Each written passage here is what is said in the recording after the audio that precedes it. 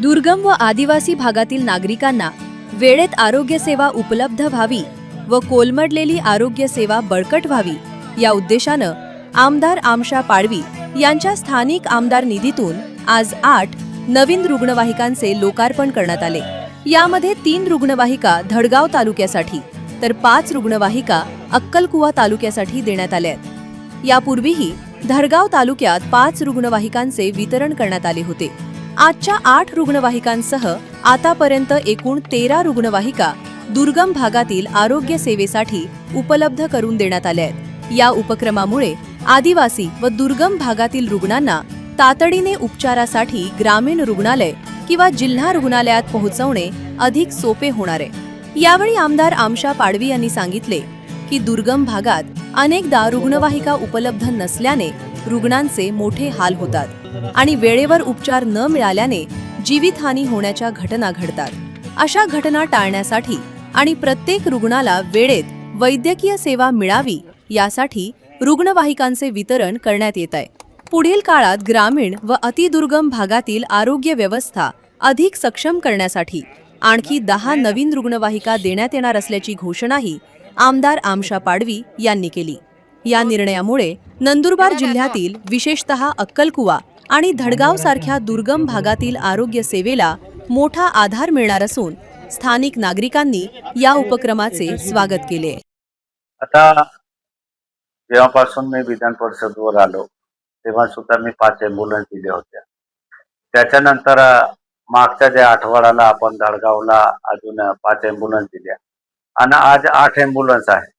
Ambulance देण्याच्या कारण एकच आहे, कारण सरकारी जे व्यवस्था आहे त्याच्या 108ला किंवा 102ला फोन लावल्यानंतर टेमावर राहते नाही राहते किंवा दारावर जातो किंवा नाही जातो। पण मला असं वाटलं की आपण जे ॲम्ब्युलन्स देतो आहे या ॲम्ब्युलन्सने एक जीव बी वाचला, आपल्याला समाधान वाटेल का आपण दिलेले जे ॲम्ब्युलन्स आहे कुठेतरी समाजासाठी कामात येतं। ते अतिदुर्गम भागामध्ये सर्पोटास किंवा गरोदर माता किंवा ॲक्सिडेंट अर्जंटमध्ये काय राहिला तर त्यांना सरकारकडे जे सिव्हिल आपले जिथे उपकेंद्र आहे किंवा आपल्या तालुकाच्या जे मेन ठिकाणी तिथे ते आरोग्याची व्यवस्था उभी राहते। ॲम्ब्युलन्स लावला टाइमावर राहत नाही, म्हणून मी एकच निश्चित केलं माझ्या सर्व शिवसेनेचे पदाधिकारी आणि आम्ही विचार केला की आपण काय याच्यासाठी काय करायला पाहिजे। पारावी व्यवस्था जेव्हा चोकडोलीने बंबूने घेऊन जातात आपण त्यांना रस्ते आमच्याकडे 50% नाही आहे, एक गोष्ट 100% खरी आहे आणि म्हणून आम्ही विचार केला की जिथे जिथे एरियामध्ये द्यायला पाहिजे तर तसं आम्ही एक आज जे ॲम्ब्युलन्स देणार आहे। आता अतिदुर्गम भाग सेंदुरी, आता तुम्हाला आम्हाला माहिती आहे तर शेवटचे टोक आपण आज त्यांना सेंदुरी ग्रामपंचायतला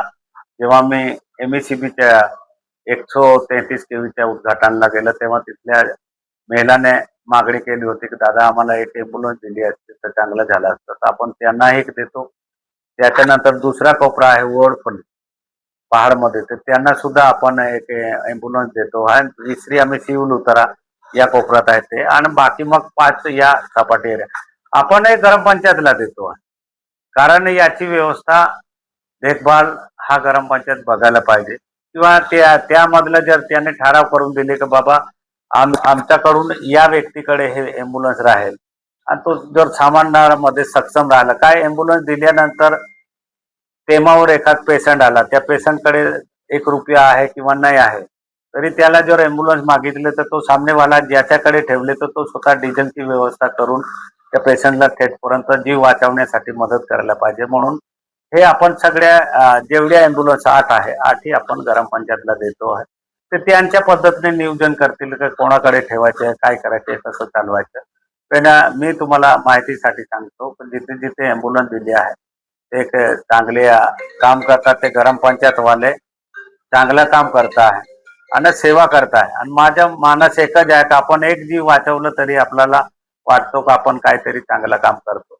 याच्या अगोदर बी आमदार मंत्री झाले, कदाचित तुम्हाला माहिती असेल या जिल्ह्यामध्ये एवढ्या ॲम्ब्युलन्स कोणताच आमदारने वाटले नाही, कारण ॲम्ब्युलन्स आहे हे काय माझ्या बापाची निधी नाही, खाजगी निधी नाही, हे निधी सरकारचीच आहे। म्हणजे सरकार आम्हाला 5 कोटी देतात त्याच्यामध्ये वेगवेगळ्या व्यवस्था करत, मला असं वाटतं आपण आरोग्यावर द्यायला पाहिजे। आणि म्हणून अँब्युलन्स देतो. हे आता दिल्या या 13 दिल्या.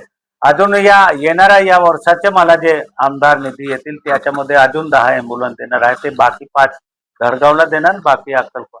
म्हणजे जेणेकरून एक बी गाडीच्या ऐवजी डेट झाली हे विषय नाही यायला पाहिजे, म्हणून माझ्या मानस आहे आपण जास्तीत जास्त या लोकांची सेवा, आरोग्य सेवा होण्यासाठी अँब्युलन्स द्यायला पाहिजे.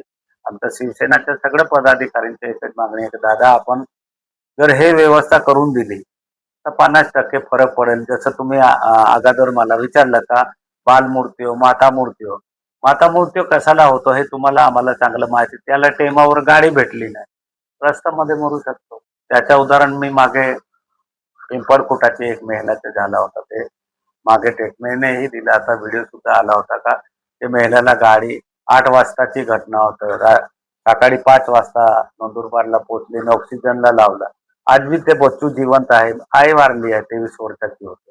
अशी घटना नाही व्हायला पाहिजे, म्हणून आम्ही सगळ्यांनी ठरवलं का आपला या मतदारसंघामध्ये जास्तीत जास्त आपण जर ॲम्ब्युलन्स दिल्या तर लोकांची सेवा होते.